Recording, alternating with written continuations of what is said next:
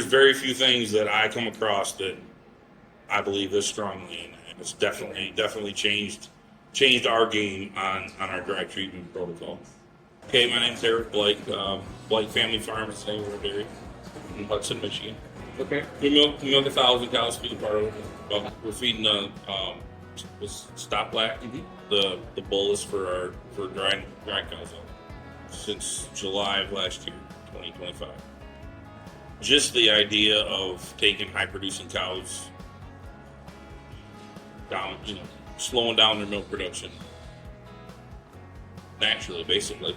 We were using a normal dry treat protocol, a dry treat and a sealant team.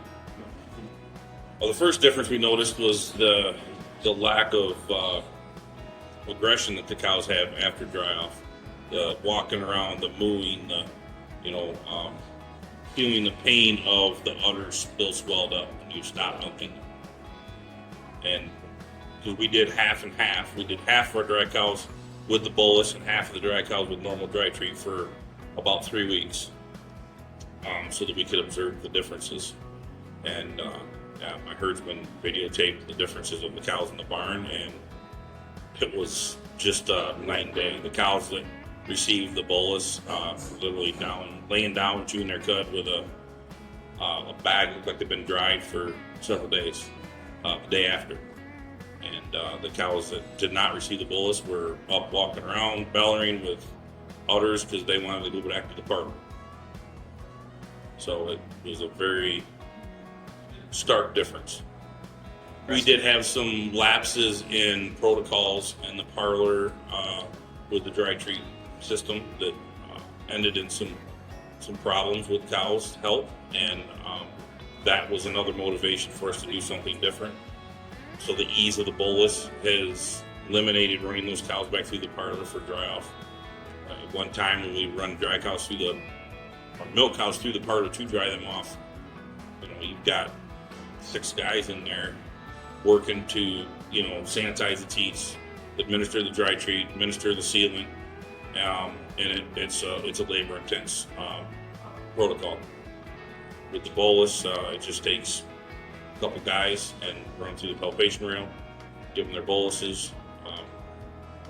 Now I'm not the one out there giving it, so, but they have not complained about the ease of giving them. I mean, our somatic cell count has, if anything, softened, gone down. We have noticed our production has definitely increased. I don't know what it's done on a per animal basis since the bolus had started administering it, but we know everything is, our herd is strong.